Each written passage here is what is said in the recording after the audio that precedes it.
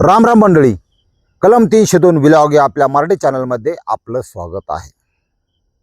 आज थोडी आतली दुनिया कळणार आहे, तुम्हाला ध्यानात ठेवा आणि याच्यातून बोध एवढा घ्या. हात जोडून विनंती आहे, आपली मुलं शाळेत शिकायला टाकताना कॉलेजला, हॉस्टेलला, एखाद्या शैक्षणिक संस्थेत, एखाद्या गुरुकुलमध्ये, एखाद्या प्रतिष्ठानमध्ये शिकायला टाकताना 100 वेळा विचार करताना टाकायचा. ती येड्या भोकाचा कोणतरी पाहुणा असतो, हे आमकलंय भारी ती तमकलंय भारी, अर्धा किलो चिकन आपलं खातो आणि तपली नीट घालतो आपल्या घरी, आणि आपण ती मुलगी तिथं टाकतो ज्या शिक्षण संस्थेचा इतिहास अनेक मुलं आत्महत्या केलेली. हा, आणि ही लोक काय करतात तो मला सांगतो. बरीच अशी देंड आहेत महाराष्ट्रात की झालेला प्रकार दडापणे, त्यांची राजकीय ताकद, पैशाची ताकद संपूर्णपणाला लावतात शेवटपर्यंत. गरिबाला न्याय नाही हे तुम्हाला मान्य करावंच लागेल. तसं ह्या अशा भिकारचोट वृत्तीच्या शिक्षण संस्था चालकांपासून त्यांची हिस्ट्री तपासायची.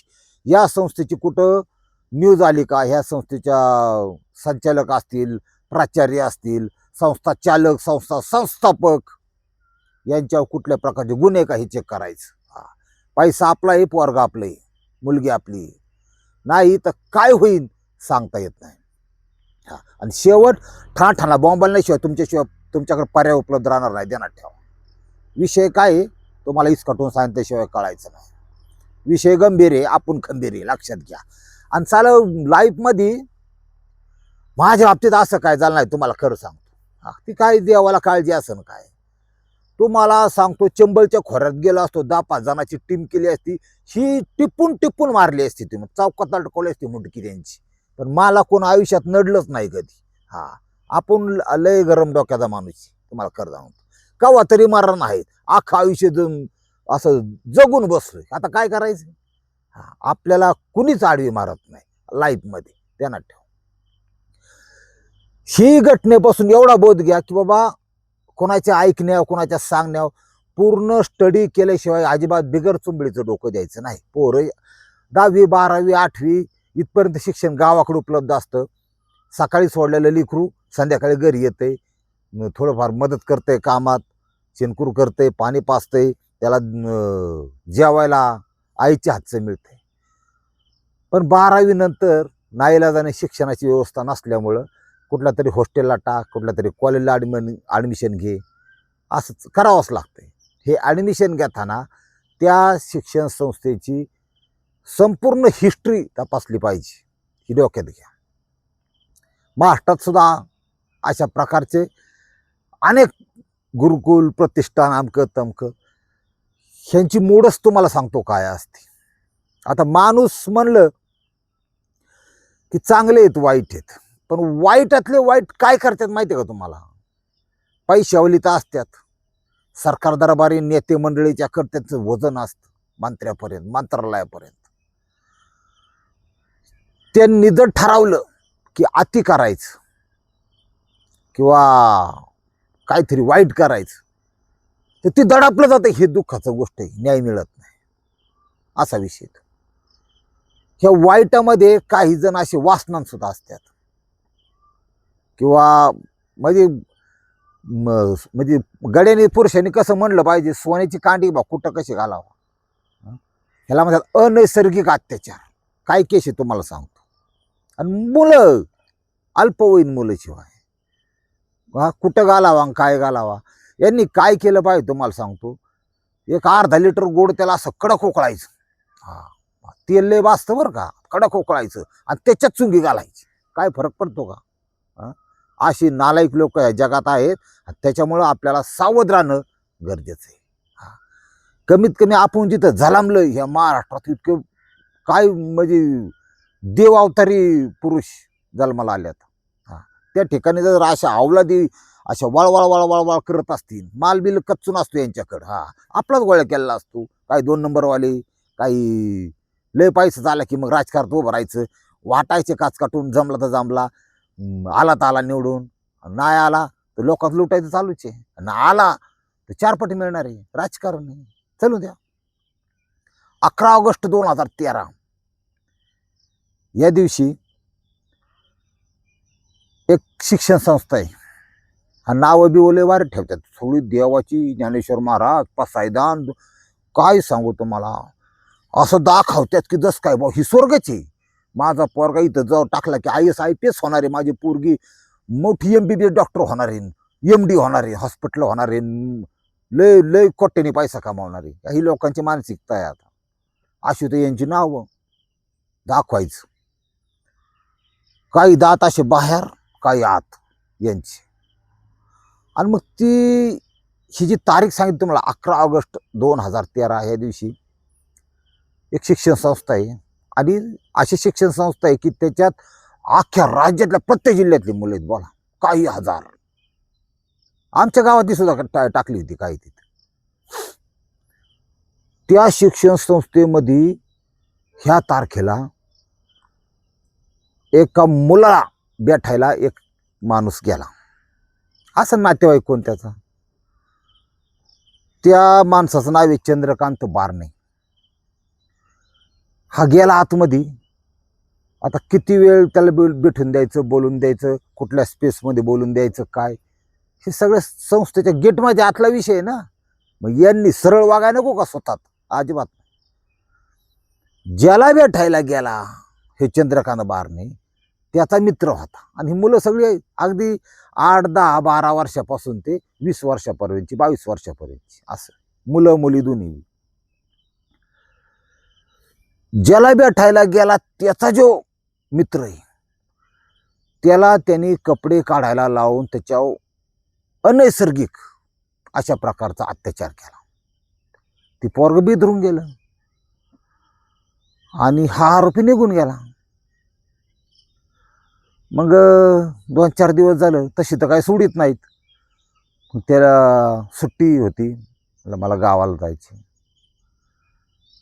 त्याच्या आधी जे प्रकार त्याच्या बाबतीत झाला त्याने तिथला प्राचार्य असन, तिथलं जे रेक्टर असन, ह्यांच्या कानावर घातला. कारण ती शिक्षण संस्था अशी असतात, राहायला खायला पोरं तिथंच, जेवायला तिथंच, म्हणजे वसतिगृह अधिक शिक्षण असा प्रकार. आणि 2-3 टप्प्यात अशी फी पालकाकडून घेतली जाते. पैशाशिवाय तर काय होत नाही. त्यांनी सगळ्यांनी मला चुप काय बोलू नको, आपल्या शिक्षण संस्थेचं नाव खराब होईल. पोरगा 8 दिवसांनी गेलं आपल्या आईबापाकडं गावाला.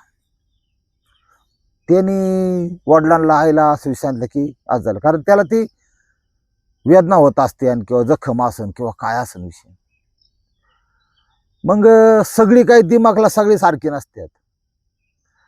शिक्षण संस्थेच्या आतमध्ये हा प्रकार होतच कसा भाऊ. ते शिक्षण बोंबाललं आणि काय होऊ दे, पण ह्या जो गुन्हा आहे गंभीर स्वरूपाचा त्याला शिक्षा मिळाली पाहिजे ह्या हेतूने पालकांनी दाव घेतली. पोलीस स्टेशनला तक्रार दिली. त्याच्यानंतर मेडिकल केलं. मेडिकलमध्ये डॉक्टरांचा अहवाल 1 नंबरमध्ये आला की अनैसर्गिक संभोग या ठिकाणी झालेला आहे. त्याचा रिपोर्ट घेतला. कोण भेटायला आलता, काय चौकशी केली, म्हणले चंद्रकांत बारणे यांनी केलं. रीतसर त्याला अटक केली. त्याला पोलिसांनी आत टाकला, चार्जशीट दाखल केली, आरोपी न्यायालयासमोर हजर केला. त्या न्यायालयाने, माननीय न्यायालयाने त्या माणसाला 7 वर्षाची सजा सुनावली. बघा काय काय होते. तो गेला जेलमध्ये 2013ला. आता बाहेर आहे, आईश करते. पण 2013चा विषय हा. तो बाहेर मध्ये आत गेला. न्यायालयाने आता न्यायालय सुद्धा आहे ना, सगळी वाईट नाहीत बरं का, असा विषय. त्या न्यायदेवतांनी अक्षरशः पांडुरंगाचा अवतार, त्यांनी ती विशिष्ट केस नीट पाहिली आणि न्यायालयाने विशेष एक ऑर्डर केली पोलिसांना की सदर घटना घडल्यानंतर मुलाने आधी रेक्टर, प्राचार्य, शाळेचं जे संचालक मंडळ असेल त्यांच्याकडे तक्रार केली होती, दाद मागितली होती, असं असं झालं हे सांगितलं होतं. कारण तो अल्पवयीन आहे, ती काही लहान मुलं, त्यांना काय कळतो. यांनी दुर्लक्ष केलं, हा सुद्धा गुन्हा आहे. त्यांनी त्यांच्यावर गुन्हा दाखल करायचा आदेश दिले. आता पोलिसांचं कसं आहे, न्यायालयाला डायरेक्ट अधिकार आहेत बरं का, पोलीस बिलीस हे कामावून घरी पाठवण्याची. मारणाची टरकतात पोलीस न्यायालयाला देणार, पोलीस कुणालाच देत नाही, देणार ठेवा, पण न्यायालयाला लई देतो का, डायरेक्ट घरी, विशेष नाही तिथं काय, न्याय देवता येते. मग आता आपण क्लिप बघतो काय, पोलीस वर्दीचा आसरा घेऊन ते तशी गुंडाची मानसिकता असते त्यांची, गाणगाण शिव्या, बघ रे माझं नाव, ए मादरचोद, असं तसं. हे जे गुंडांना वर्दी घातलेली आहे, ह्याच्याकडून तुमचा अन्याय झाला. आता सदर घटनेचं CCTV फुटेज किंवा तुमच्या मोबाईलला फुटेज न्याय मागण्याचा प्रयत्न करायचा वरिष्ठांच्याकडं, तिथं नाही मिळाला डायरेक्ट न्यायालय. तुम्हाला सांगतो, न्यायालयात काय वेळ दाखल करायची, ॲप्लिकेशन करायचं, त्रास होऊ द्या. हा, पण 100 जणांना अजून ते डसणार आहे ना, ते सोडून जाईल. फक्त ही वर्दी बाजूला काढले ना, चला 2 किलो बेसन पीठ, कांदा चिरायचा, मस्त पैकी भजी तळायला लावा, त्याला जगायला मार्ग नाही दुसरा. हा, जाऊ द्या. ही आता लोक लय सजग झाल्यात, ध्यानात ठेवा. वर्दीतले गुंड कमी करणं सुद्धा समाजाची जबाबदारी. अजिबात अन्याय सहन करून घ्यायचा नाही. आणि पोलिसांनी सुद्धा साळसूतपणे फिरतोय, पण तो आरोपी त्याची गय करायची नाही, चांगला रिपीट करून काढायचा का. हा, आणि तारतम्य मेंदू आपल्या साळीला करतो कोण. पोलिसांनी सुद्धा आरोपीची गय नाही केली पाहिजे, त्याला कुठलेही अशी सवलत नाही दिली पाहिजे का, तो परत गुन्हा करणार आहे. हे बी महत्वाचं आहे. म्हणजे ते चालवायला थोडं फक्त ताळतंत्र लागतो, लय अवघडी जगात.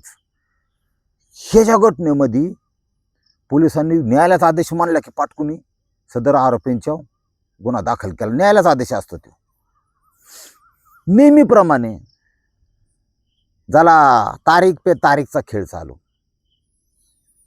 मग निष्णात वकील, कारण बंडलच्या बंडल फेकीत यात. ते म्हणला ना, साहेब केस स्ट्रॉंग आहे, जरी 4-5 लाख अर्धा लाख घे, त्याला काय. मुचकी लोक आहेत बरं काही, पैशाचा माज आणि साधा असणारी. ह्या लोकांच्याकडून फार भीती आहे. आणि भविष्यात जर कधी जर नेपाळ पॅटर्न जर झाला तर भ्रष्ट व्यवस्थेबरोबर यांच्या सुद्धा टिगरावर माग लाथान काठ्या पडल्याशिवाय राहणार नाही सर्वसामान्य माणसांच्याकडून. कामवा तुम्हाला काय कामवायची. हा, ही अशी दिसत नाहीत, कधी कधी निघतात बाहेर, शेपाशी लग्न बिग्न अशी करीत चालतात, अशी दात काढणाराच, ती पांढरी कपडे ती ना, असं नसतं. ह्या औलाद्यांच्या आतमध्ये अशी भरभटलेली ती पापाने, ध्यानात ठेवा. अनेकांचं रक्त लागलेलं यांच्या तोंडाला, चेहऱ्याला दिसत नाही. आणि आपल्या बी अवलादी काय सरळ आहे का, लोक बी हाय साहेब आल, हा छान दिसतात, छान घेऊ उडून, छान दिसतात. तर आपल्या अवलादी बी नीट नाही समाजातल्या. त्याच्यामुळे आपण आयुष्यात सगळ्यात जास्त जर तिरस्कार केला असेल तर राजकीय लोकांचा केला मी, कारण त्यांचं आतलं रूप मला माहिती आहे काय ते, लोकाला कळत नाही. चण फुटाने फेकायचं की कार्यकर्ते आहेत चट्या तुटूस तर पळायला, अशी तर आहे. जाऊ द्या, मरू द्या. आता इथं काय झालंय, वकिलाला पैसे दिले की ती जामीन बाहेर, परत नागानात चालू. हा, जाखरीत कार्यक्रम आहे कसा, जाखरीत. हा, चालून द्या. ह्या केसमध्ये अशा प्रकारे आरोपी बाहेर आले. न्यायालयात विषय गेला. एक तर त्यांचं टेक्निक असं होतं की न्यायालयापर्यंत विषय जाऊनच द्यायचा नाही. हा, कारण तिथून चाप मिळतो, चाप. ते न्यायालयापर्यंत जाण्याच्या आधीच पुरावे नष्ट कर, काहीतरी हस्तक्षेप कर, काहीतरी कर, असं करायचा कार्यक्रम यांचा चाललेला असतो. त्या शिक्षण संस्थेतला अजून दुसरा एक विषय सांगतो तुम्हाला. एक हिरकणी होती, हिरकणी कुणाला म्हणलं तुम्हाला माहिती. स्वतःच्या बाळासाठी गडावून, हा दरवाजा गडावून खाली उतरले, रिस्क घेतली, मेले तरी चारण पण माझ्या बाळापर्यंत जाईल.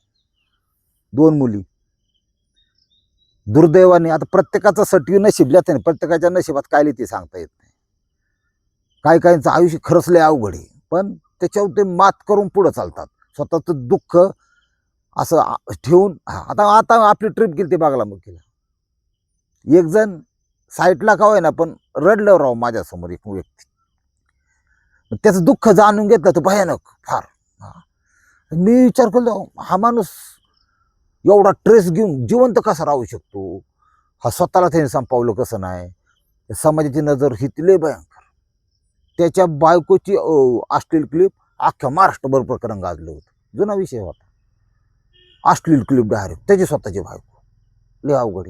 ते नवरा माझ्या बरोबर आलता, लय अवघड परिस्थिती. ही असं आहे लोकांचं दुःखाचा विषय. ही जी हिरकणी आहे, 2 मुली, एक 15 वर्षाची, एक 17 वर्षाची, ह्याचं त्याचं ऐकून सगळं करून त्या महिलेने टाकल्या मुली. पण ती बी सिंगल मदर, म्हणजे कसं की जो आपण ज्याला नवरा म्हणतो, हा, त्याला वाटली असेल दुसरी गोड, मग स्वतःच्या लेकरांची जबाबदारी, बायकोची जबाबदारी सोडून यांनी फारकत घेतलेली, हा यांना सोडून गेलेला. भले तो पोटगी बिडगी देत असेल पण गेलेला. पण पोरींच्या डोक्यावरून छत्र तर गेलं ना बापाचं. मग आईच्या जबाबदारी अशी पडली की आई बी बनायचं आणि बाप बी बनायचं. त्याला म्हणतात सिंगल मदर, म्हणजे आई व तीच आणि वडील तीच असं. ते हिरकणी टाकल्या बा त्या पुरी तिथं. दोन्ही वर्ष 1.5 वर्षानंतर त्या ट्रेसमध्ये दिसायला लागल्या किंवा काय. हे कॅच करता आलं पाहिजे. हे कॅच करता आलं नाही त्या माऊलीला. 2 महिने पुरी घरी होत्या. आणि तारीख सांगतो तुम्हाला, 24/10/2005, सॉरी 2015. 24 तारखेला तो पण 2 महिने त्या पोरी घरीच. 2 महिने शाळेतून आल्यापासून ती जी मोठी मुलगी आहे ही गपगप राहायची. कुठं आपण म्हणतो ना मोबाईल बघते किंवा टी व्ही बघते, कारण कशावर तिचं लक्ष नसायचं. एकटी एकटी राहायची, रडायची, हिरमुसली. त्या आईने तिला खोदून खोदून विचारला प्रश्न, पण तिने काय उत्तर दिलं नाही. ती थोरली मुलगी 17 वर्षाची, ती गपगप राहायची. तारीख उजाडली, 2 महिने घरीच होत्या पुरी, ध्यानात ठेवा. 24/10/2015 सकाळी 7 वाजताच शाळेतून फोन तर आला बा त्या प्रतिष्ठानमधून. त्याला नाव प्रतिष्ठान. म्हणले परीक्षा जवळ आली, 27ला परीक्षा आहे, तुम्ही मुलीला घेऊन या, ॲडमिशन म्हणजे पाठवा परत. शाळेत जायचं आवरतो जण उरकतो जण म्हणलं की ती 17 वर्षी पोरगी तर प्रचंड टेन्शन, घाबरली, गडबडली, रडायला लागली. हा झाला नियतीचा इशारा. चूक सगळी जनसामान्याची जे अशातला बघा, किंवा त्या नराधामांची किंवा शाळेची जी अशा बाग नाही, पालकांची बी चुकी. ह्या माऊलीला कळायला पाहिजे होतं की म्हणजे काय विषय असेल बा, पोरगी अशी का करते. ही नियती संकेत देते बरं का, आधी तो कॅच करता आला पाहिजे.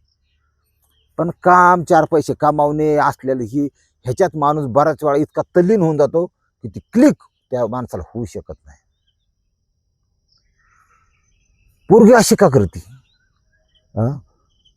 मी जर पालक असतो ना, शाळेत आपण आपलं लेकरू 2-2, 4-4 महिने बाहेर राहते, आणि ती जर असं कुचामलेलं रडते बिडते, ती बी मुलगी, मी पटकुनी सरकारी मेडिकल दवाखाना गाठला असता मोठा, ती बी जिल्ह्याच्या ठिकाणचा, आणि तिथल्या महिला डॉक्टर सांगितलं असतं हिचे सगळं चेकअप करा आधी.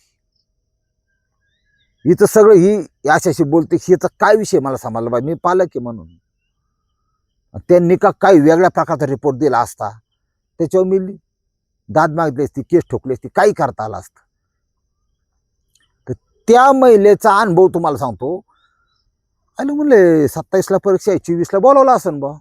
त्या हिरकणीनी 2 लेकरं बरोबर घेतली, डायरेक्ट संस्था गाठली असन. तिथून साधारण 45-50 किलोमीटर टाकली.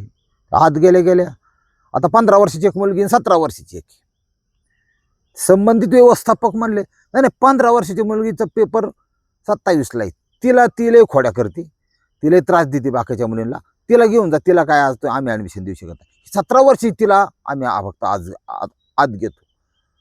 ही म्हणले अहो आम्ही तुमचे जे फीचे दुसरे पैसे, दुसरा टप्पा होता, पैसे भरले, तुम्ही चेक करा, पावती पण आहे माझ्याकडं, तुम्ही घ्या ना ॲडमिशन द्या ना, ते म्हणजे इथं ठेवून घ्या ना. नाही म्हणले नाही का ना, फक्त ती मोठी 17 वर्षाची तिलाच आम्ही ठेवून घेतो. ती बॅगा आणल्या होत्या तिने. जा म्हणे तुझी रूम कुठे आहे, 3ऱ्या मजल्यावर रूम होती. बांधकामी बी अशी मरणाची 5-5 कोटीची एक इमारत आहे. त्या ठिकाणी ती ठेवायला गेली. आता ती मुलगी तिथं राहिलेली, त्याला तिथलं जेवणाचा हॉल कुठे आहे, राहण्याची व्यवस्था कुठे आहे, तिथं ज्या मुली राहतात त्या मुलींचा कक्ष कोणता, सगळं माहीत ना. ते फिक्स असतं, नंबर असतो. त्या नंबर पाशी गेली. आता 10, 15, 20 वेळ एकही मुलगी तिथं नाही, शेजारी मुली नाहीत. म्हणले मैत्रीण नाही, कोणी पोरीचं ॲडमिशन नाही, माझंच ॲडमिशन कसं. आपल्याला इथून गाभारले दिलं जरा, आली परत खाली. मम्मी म्हणली एक सुद्धा मुलगी नाही वर. मला भीती वाटते असतंच. अगं येतील मुली, तुला संध्याकाळी थोडं एकटील थोडंच बोलावणार तिथं. गेल्या असत्या बाहेर किंवा संध्याकाळी पण ॲडमिशन होत्या, येतील मुली असं म्हणून त्याला सांगितलं. तारीख होती 24/10/2015. दिली मुलगी ॲडमिट करून. ती बारकी पोरगी घेऊन ही माऊली घरी आली. 24ला सोडलेली पोरगी 25 तारीख गेली, 26 तारीख गेली, 2 दिवस मध्ये गेली. 24, 25, 26. 27 तारखेला 10, 10:30 वाजता शाळेतून त्या प्रतिष्ठानमधून फोन आला, तुमच्या मुलीने गळफास घेऊन आत्महत्या केली, लवकर या. काय वाटण तुमच्या बाबतीच्या आमच्या बाबतीत असा प्रसंग घडला तर काय वाटत. 2 महिनेपूर्वी घरी आहे. 24ला सोडली, 27ला फोन येतो. 27ला आता ती कसं आहे, ही सिंगल मदर आहे, म्हणजे गडी माणसं दुसरी माणसं नाही काय नाही. तिची जेवढी ताकद होती तेवढी एकवटून ती गेली बा तिथं. काय परिस्थिती काय, गळफास घेऊन आत्महत्या केली असं तसं चालतंय. तिला असं वाटलं की काहीतरी काळबेर असू शकतं. कस काय गेली, काय गेली, कोणाला बी दाद मारचा अधिकार आहे ना. त्या मुलीच्या हातावर तिने एक नाव, आणि ती खून नाव था, लक्षात घ्या, मी सांगतो तुम्हाला आत्ता. तो आत्महत्याच होती. याचं कारण म्हणजे आत्महत्या करताना तिच्या हस्ताक्षरात तिने एका पुरुष व्यक्तीचं नाव लिहिलं होतं. तर तिथल्याच पदाधिकाऱ्यापैकी एक होता. हे होतं भारतात, ध्यानात ठेवा, महाराष्ट्रात होतं. बरीच अशी प्रकरणे दडपले जातात. ते प्रकरण तुम्हाला सांगतोय, ते तुम्हाला कुठं नोंद दिसणार नाही, काय नाही. तेव्हा नाव होतं.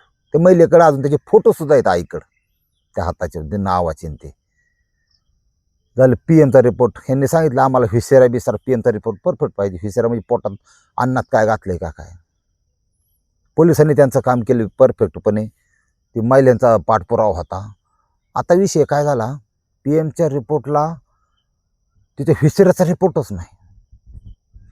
म्हणजे साहेब हे व्हिसेराचा रिपोर्ट नाही. पोलिसांनी सांगितलं की व्हिसेराची मागणी आम्ही केली, पण व्हिसेराच्या जी बर्नी सॅम्पल असते त्याच्यामध्ये स्पेलिंग चुकीचं असल्यामुळे ती टेस्टिंगला गेलीच नाही, ती मागे राहिली. ध्यानात ठेवा, ही जी धेंडे आहेत कोट्याधीश, यांचा हात कुठपर्यंत असतात, लक्षात घ्या. हा प्रकार पुरावे नष्ट करण्याचा आहे. हे असं झालंय. काय डोक्यावर हात लावून मारून घ्यावा का. पण ही जी आई होती ना, तिने ठरवलं होतं की बाबा माझ्या बाळाला न्याय मिळाला पाहिजे. मला जितकं क्षमता आहे तेवढं ह्या सिस्टीम विरुद्ध सिस्टीम विरुद्ध तुम्ही लढू शकत नाही. म्हणून तर 26 जानेवारी 15 ऑगस्ट आपण जे साजरी करतो ना, खरं स्वातंत्र्य अजून मिळायचं बाकी. अजून भी वरच्या हाय लेवल पैशावाल्या अमक्या तमक्या साय लोकांच्याकडून गोरगरीबा अन्याय जर झाला तर दाद मिळत नाही, न्याय मिळत नाही, ही वस्तुस्थिती. ती म्हणले आता वरिष्ठ फार मंत्रालयापर्यंत म्हणले. आता कोणतरी सांगितलं, पण तुमचं अर्ज कागदपत्र हे घेऊन घटनेची सखोल चौकशी व्हावी, किंवा संबंधिताला काय, किंवा कुठली एखादी समिती नेमावी, काय नेमावी, हो काहीतरी मार्ग नाही. मुख्यमंत्र्यांच्या पर्यंत जा. त्यावेळेस महाराष्ट्राचे मुख्यमंत्री देवेंद्र फडणवीस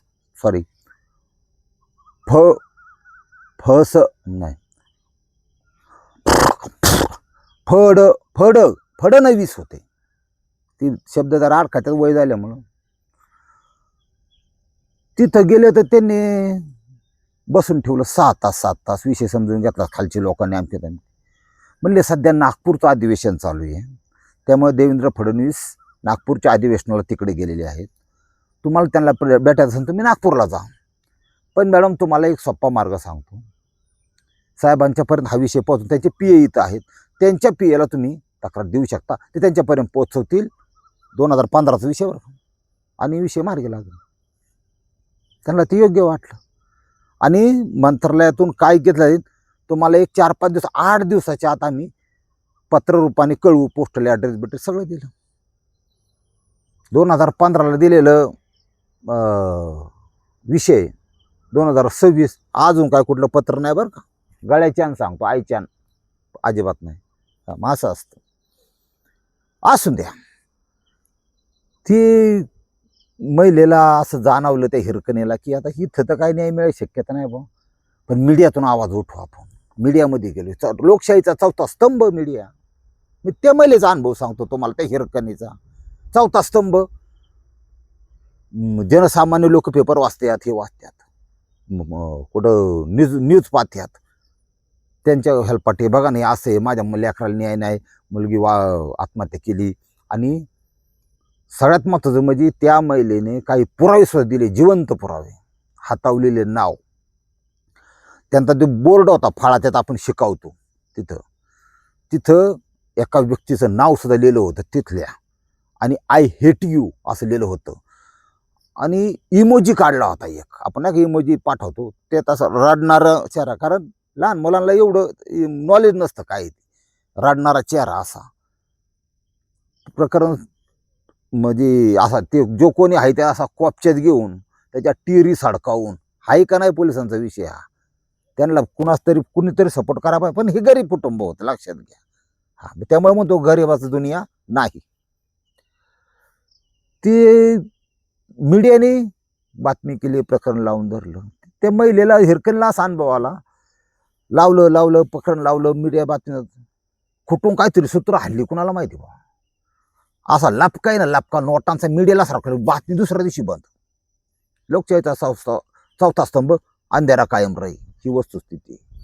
याची लोक आहेत ज्यांनी ही सिस्टीमचं नागडं उघडं भोंगळं रूप बघितलेलं आहे. त्यांना असं पटतं हे कायदा कानून न्यायव्यवस्था शिक्षा अमकं तमकं हे फक्त पुस्तकातच आहे, हे प्रत्यक्षात अनुभवता येऊ शकत नाही. कारण आपल्याकडे एक तर पैसा नाही, एसटीने जायचं एसटीने यायचं.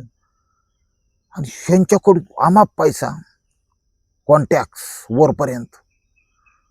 का ते वरच्या लोकांना किंवा नेते मंडळीला बऱ्याचशा कारखानदार, शिक्षण संस्था, अमकं तमकं ह्यांची गरज असती मालासाठी. यांच्या संपर्कात जी लोक असतात, समजा 1000 लोकांना ते नोकऱ्या दिल्या असतात, तर 2-2.5 हजार मतदान असतं. मग त्या माणसाचं मेन आहे का त्याची कामं करायची. अशी आतली जग आहे, दुनिया आहे. सांगतो माझ्याशिवाय सांगायला तुम्हाला कोण नाही जगात. हा, की असं चलतंच एकमेकाच्या. म्हणजे तुम्ही आम्ही भाऊ आणि सगळे मिळून ह्या गोरगरीब जनतेला खाऊ, असं असतं.